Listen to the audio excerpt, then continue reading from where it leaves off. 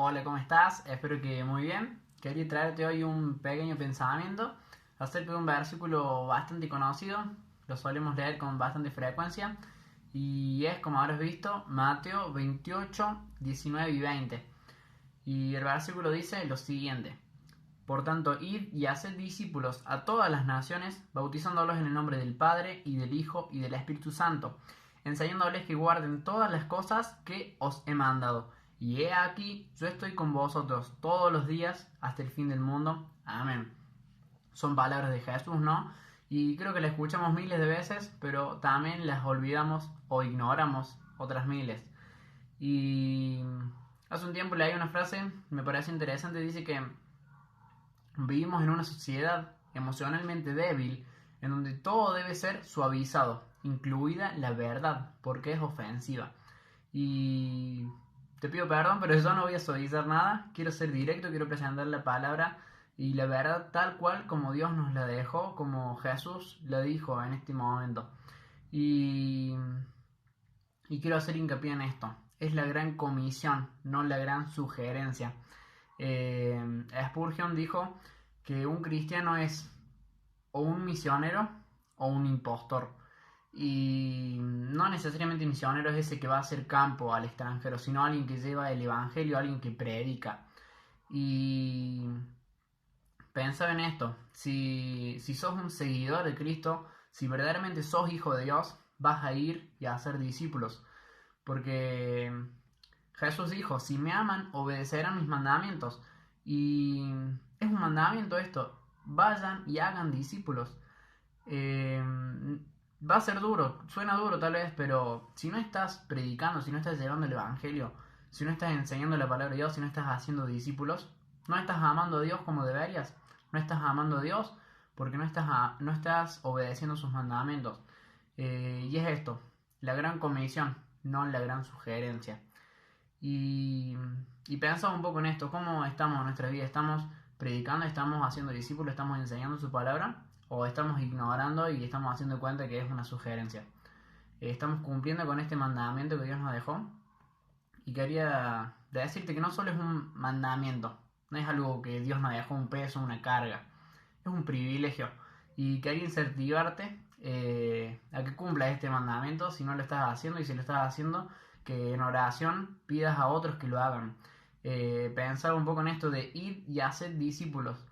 Y hoy tal vez podemos decir, ay, no puedo, estoy en cuarentena, no puedo ir.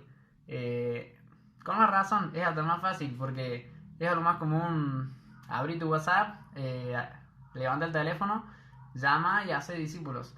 Es hasta un paso menos, podríamos decir. No hace falta que uno vaya físicamente a llevarlo, sino tomar la acción, ponernos en marcha de ir y llevar el Evangelio a ser discípulos. Eh, y pensaba en esto, ¿no? Cómo ponemos excusas. Cosas como no tengo tiempo, me da vergüenza, no sé qué decir, no sé hablar, como decía Moisés, ¿te acordás? No sé a quién, etcétera, etcétera.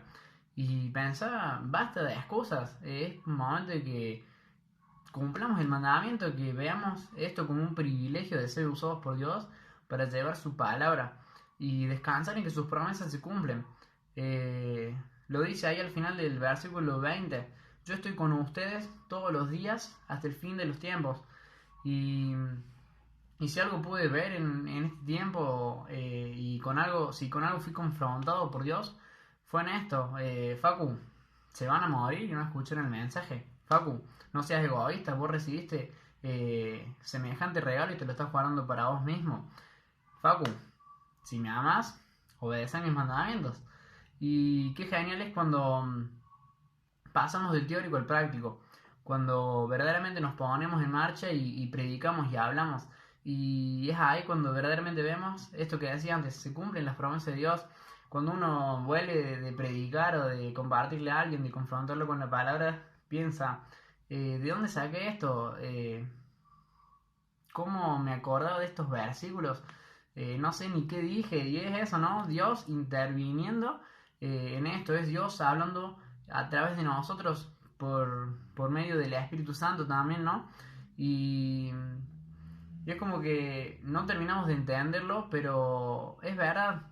estoy con ustedes siempre hasta el final de los tiempos. Y lo dice Jesús y es una realidad, y capaz que encerrado en tu casa, evitando compartir el Evangelio, ignorando este mandamiento que Dios nos dejó, no vas a conocer el privilegio de ser usado por Dios, y quedas maravillado y lo único que te queda es obedecerlo y alabarlo por la inmensidad de Dios, ¿no? Y pensaba en esto de que ponemos excusas, como mencionaba antes, el ejemplo de Moisés.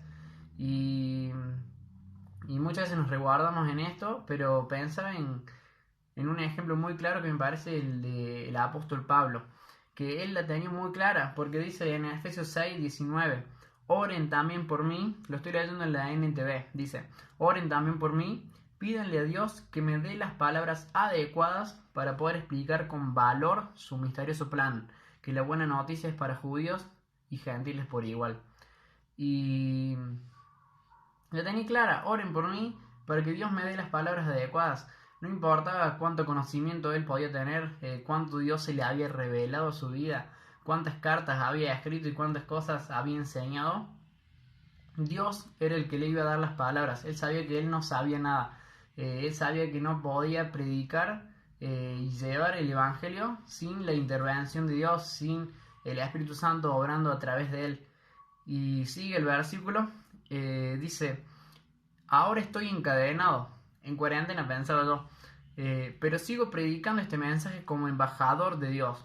Así que pidan en oración nuevamente que yo siga hablando de él con valentía como debo hacerlo. Segundo punto, entendí y sabía que era un mandamiento, y entendía el privilegio de ser embajador de Dios, de ser usado por Dios. Y me encanta porque dice, hablando de él con valentía como debo hacerlo. En una de sus cartas, cuando le escribe a Timoteo, en 2 Timoteo 4:1 y 2, le dice, en la NTV, lo voy a leer, en presencia de Dios y de Cristo Jesús, quien un día juzgará a los vivos y a los muertos cuando venga para establecer su reino, te pido encarecidamente, predica la palabra de Dios. Nuevamente este mandamiento. Mantente preparado, sea o no el tiempo oportuno. Corrige, reprende y anima a tu gente con paciencia y buena enseñanza. Queda más que claro que hay que predicar. Es la gran comisión, no la gran sugerencia. Y este era el primer punto que quería remarcar. Predica, movete, ponete en marcha. Salí y hace discípulos. Levanta el teléfono y hace discípulos. Y muchas veces se presenta esto como te tiro el desafío de... Pero no, es un mandamiento. Cumplí el mandamiento que Dios te dejó. Entendé el privilegio, viví el privilegio de llevar su palabra.